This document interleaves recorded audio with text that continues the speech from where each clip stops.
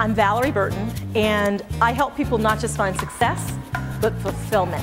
Because I think in our culture right now, so many people are going after the external, and then they find themselves empty. This is not something that's out of the norm. As a coach, my job is always asking people powerful questions. So if you ask the right questions, you get the right answers. You know, if that's the question, what's going to be urgent for you? What really matters when you get to the end of your life? What really matters? Yeah. And, you know, one of the reasons we have a lot of stress oftentimes is because of what we're thinking. Yeah. And so it's really important to notice your thoughts when you're under stress, because your thoughts, if you're telling yourself, I can't handle this, I'm stressed out, that's when you tend to become more stressed. When we picture our destination, this emotion tends to pop up. What do you think that emotion is? Right. Sadness, fear. Yep, yeah, it's fear. And what we have to understand is that fear isn't a stop sign. Right.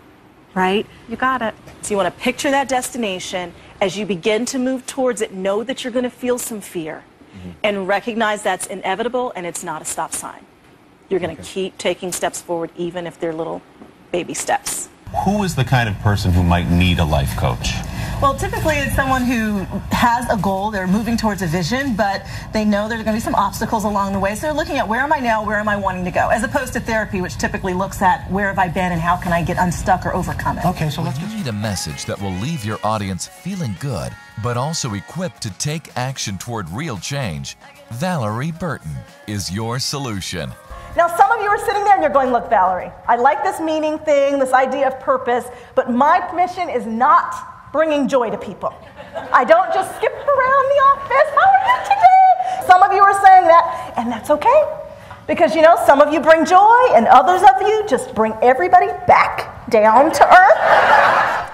Hey, are you or one of your BFFs an extraordinary young woman who's making lifelong dreams a reality? Well, tell us how in a 100-word or less essay when you enter the BET Living Radiantly contest. Just hit us up online at BET.com/Living Radiantly contest. And you could win the $10,000 grand prize and a life coaching session with renowned coach Valorie Burton. Enter the contest now through December 14th and tell us how you're living radiantly. You know, the world we live in today, we're all a brand, and at work you are a brand. Your reputation is your brand. So, you know, what does your reputation say about you is a really important question. And in the end, when it comes to looking for a job or getting job offers, your reputation can make a big difference between getting the big job offer or not getting it at all. So how do you handle setbacks? So the most successful people are the ones who handle failure the best. There's a Japanese proverb I love that says, fall 7 times but stand up 8. So the people who are most successful are the ones who always are able to get back up. They tend to be very optimistic in the face of failure and setbacks. So you want to be able to learn what is it that they're telling themselves when they go through difficult challenges. How important is the spiritual life to this sort of thing? Oh, it's huge. And that's where you get clear about why you're here, what's most important. And one of the best things we can do when we're talking about expectations is to lower our expectations. Research shows that actually makes you happier, believe it or not. Yeah, we have too much on ourselves. We've got so much technology. We're expected to do more in less time. And what we have to realize is that sometimes the stuff we think really matters, trying to keep up with what everyone else is doing, really doesn't. Hello and welcome. This is my life on the road. I just finished drying my hair, which takes a really long time, and I just finished eating breakfast.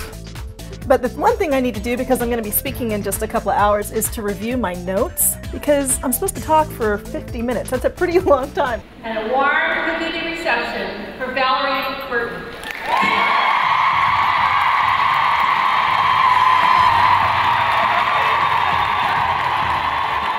I love to have fun with my audience. A lot of times I bring them up on stage.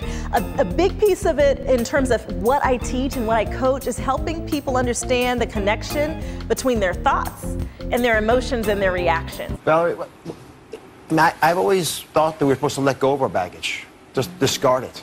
Should Stephanie just let go of her mom, let go of that baggage? She can't let go of her mom. It's part of her story. Now, we all have a story. When you have stuff you've gone through, it's a part of your story.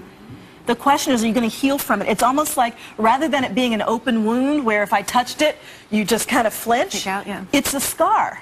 And the scar indicates you've been through something, right? It's like battle scars. But once it's a scar, it doesn't hurt anymore. And so you can't let go of that. You can't change the fact that you have a scar. You acknowledge it, and you actually embrace it. Because this makes me a part of who I am. This is part of where my drive comes from. But I'm going to allow it to drive me in a positive way, as opposed to paralyzing me in fear and being able to move forward. that helpful, Steph? Yeah, thank you.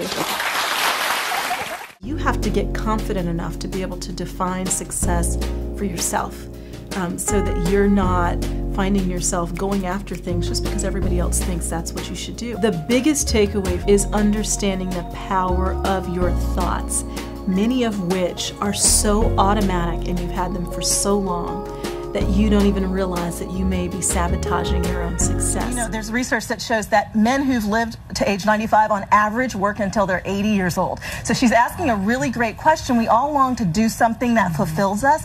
I think what she should do, because she's in retirement, is look back when she was a kid. What did she dream about doing? Because most people bury their dreams in their 20s and 30s as they're working. She has a chance now to do something perhaps that she never tried before, and she doesn't have to do it 40 hours a week.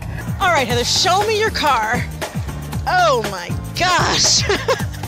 I'm Valorie Burton, and today on Living the Life, I'll show you how the condition of your car tells me about the condition of your schedule.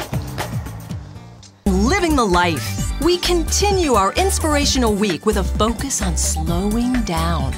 Author and life coach Valorie Burton examines our hectic, overscheduled lives and helps us focus on less quantity and more quality in our activities. Awesome, just to learn about how to be resilient and know that you can bounce back no matter what's going on. It's just awesome to know that it's already inside you. She's awesome. She inspires me at 2 or 3 in the morning. She doesn't even know me, so it was awesome. I know this is the calling on my life. I know I'm supposed to inspire women to live fulfilling lives. I've spoken in over 40 states. I've coached people in over 8 countries. I love what I do, and I'm on the road doing it every month, every week.